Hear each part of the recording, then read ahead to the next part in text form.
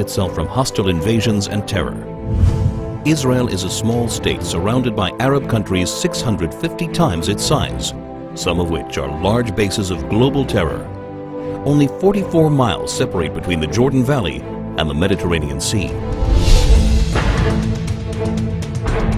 After the Six-Day War in 1967, when Israel was attacked by 4 armies on 3 fronts, United Nations Security Council Resolution 242 stated that Israel was entitled to new defensible borders to replace the previous fragile lines from which it was attacked.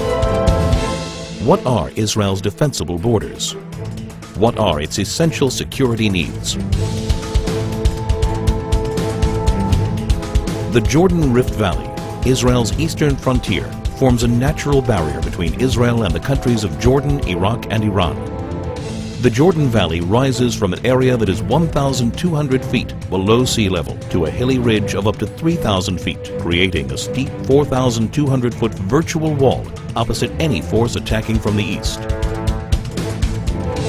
The growing threat of global jihad activity near Israel's borders requires it to prevent infiltrations of terrorists and weapons. When Israel left the Philadelphia corridor in Gaza, it became a highway for the infiltration of terrorists and the flow of hundreds of tons of ammunition and weaponry from all over the Arab world, aimed at Israeli civilians. The Jordan Valley is the equivalent of Gaza's Philadelphia corridor in the West Bank. To defend itself, Israel must retain control over the Jordan Valley.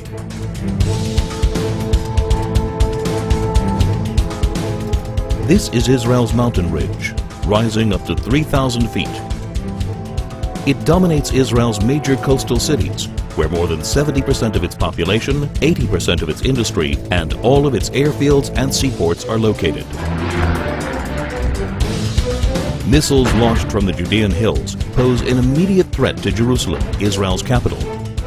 Israel's only international airport, Ben Gurion, would be in the range of even primitive rockets, while all planes taking off and landing would be threatened by shoulder-launched anti-aircraft missiles.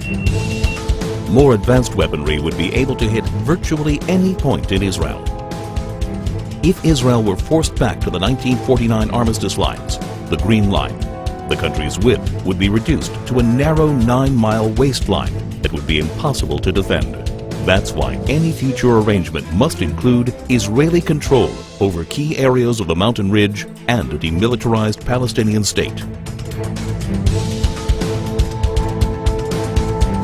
Israel's narrow borders means a combat aircraft can cross the entire country in under 4 minutes. In less than 2 minutes, an enemy plane could penetrate the country's airspace via the Jordan Valley and reach Jerusalem.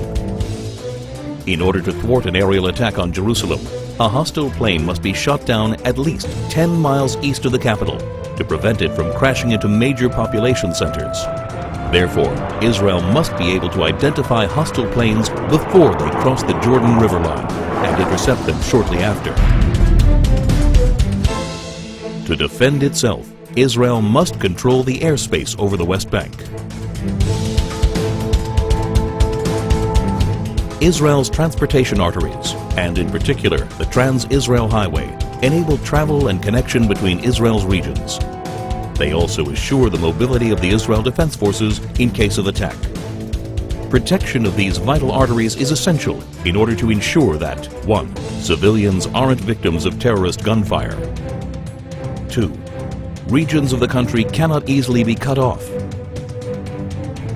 3. The mobility of Israel's defense forces is not hindered in the case of invasion. To defend itself, Israel must control its main arteries of transportation.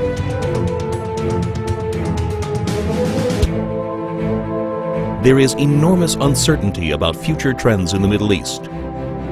Iran is determined to become the supreme power as the U.S. withdraws from Iraq.